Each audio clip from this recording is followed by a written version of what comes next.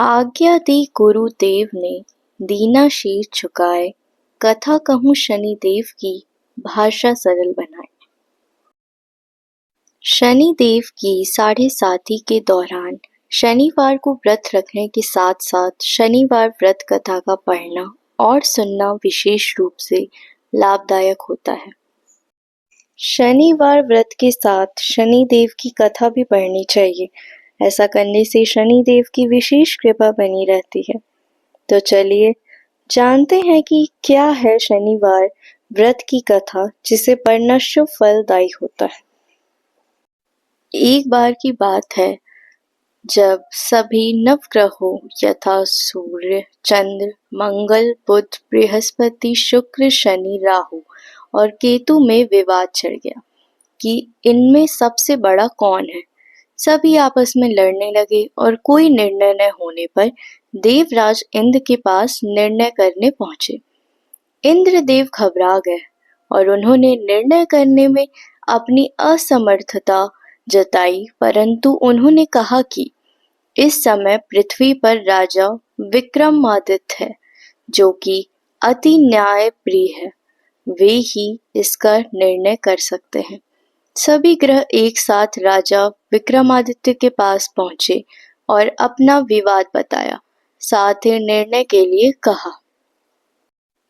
राजा विक्रमादित्य इस समस्या से चिंतित थे क्योंकि वे जानते थे कि जिस किसी को भी छोटा बताया वही क्रोधित हो उठेगा। तब राजा को एक उपाय सूझा। उन्होंने स्वर्ण, रजत, कांस्य, पीतल, शीशा, रांगा, जस्ता और अभ्रक और लौह से 9 सिंहासन बनवाए और उन्हें इसी क्रम से रख दिया। फिर उन सब से निवेदन किया कि आप सभी अपने अपने सिंहासन पर स्थान ग्रहण करें। जो भी अंतिम सिंहासन पर बैठेगा वही सबसे छोटा होगा। इसके अनुसार लौह सिंहासन सबसे बाद में होने के कारण शनिदेव सबसे बाद में बैठे तो वही सबसे छोटे कहलाए।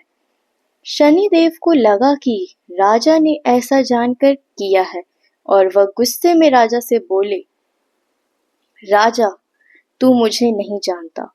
सूर्य एक राशि में 1 महीना, चंद्रमा 2.25 महीना 2 दिन, मंगल 1.5 महीना, बृहस्पति 13 महीने व बुध और शुक्र 1 महीने विचरण करते हैं, लेकिन मैं 2.5 से 7.5 साल तक रहता हूँ। बड़े बड़ों का मैंने विनाश किया है। श्री राम की 7.5 आई तो उन्हें वनवास हो गया। रावण की आई तो उसकी लंका को वानरों की सेना ने हरा दिया। अब तुम सावधान रहना। ऐसा कहकर कुपित होते हुए शनिदेव वहां से चले गए। अन्य देवता भी खुशी खुशी चले गए। कुछ समय बाद राजा की 7.5 आई। तब शनिदेव घोड़ों के सौदागर बनकर वहां आए। उनके साथ कई बढ़िया घोड़े थे। राजा ने यह समाचार सुन अपने अश्वपाल को अच्छे घोड़े खरीदने की आज्ञा दी। उसने कई अच्छे घोड़े खरीदे। वह एक सर्वोत्तम घोड़े को राजा को सवारी हेतु दिया। राजा ज्यों ही उस पर बैठा, वह घोड़ा सरपट वन की ओर भागा। भीषण वन में पहुंच वह अंतर्धान हो गया।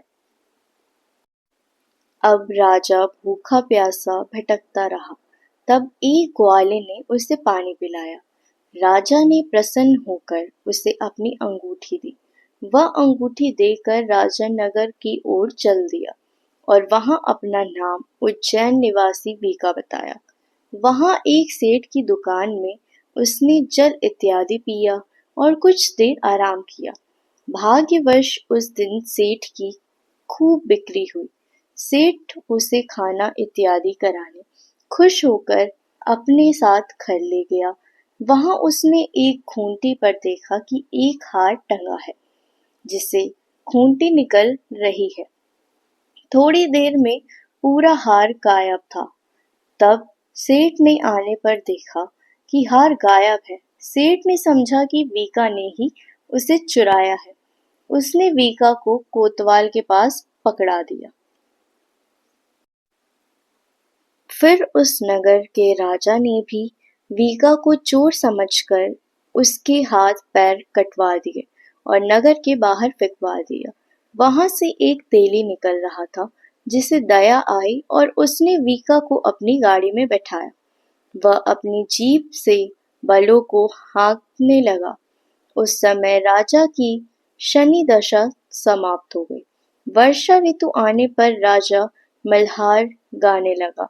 राजा जिस नगर में था वहां की राजकुमारी मनभावनी को उसका गाना इतना पसंद आया कि उसने मन को ही मन प्रण कर लिया कि वह उस राग गाने वाले से ही विवाह करेगी।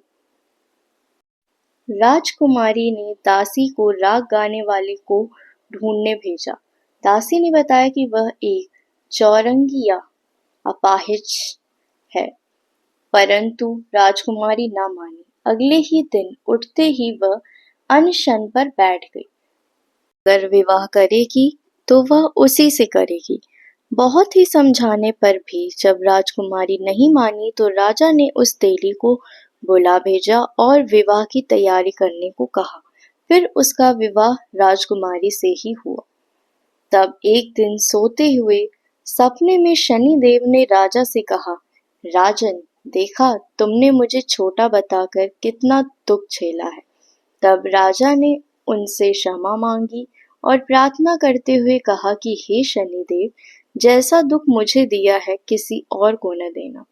शनिदेव मान गए और कहा कि जो मेरी कथा और व्रत कहेगा उसे मेरी दशा में कोई दुख नहीं होगा।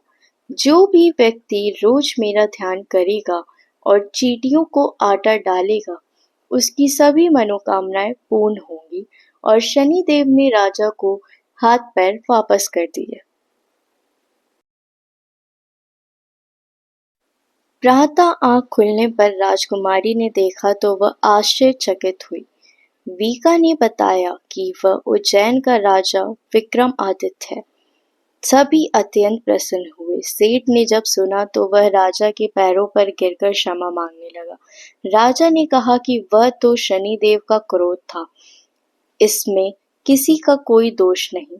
सेठ ने फिर भी निवेदन किया कि मुझे शांति तब ही मिलेगी जब आप मेरे घर चलकर भोजन करेंगे। सेठ ने अपने घर नाना प्रकार के व्यंजनों से राजा का सत्कार किया। साथ ही सबने देखा कि जो खूंटी हार निगल गई थी वही अब उसे उगल रही थी। सेठ ने अनेक मोहरे देकर राजा का धन्यवाद किया। सेठ ने राजा से अपनी कन्या श्री कन्वरी से विवाह करने का निवेदन किया। राजा की सहर्ष स्वीकार कर लिया। कुछ समय बाद राजा अपनी दोनों रानियों मनभावनी और श्री कन्वरी को सभी उपहार सहित लेकर उज्जैन नगरी को चले।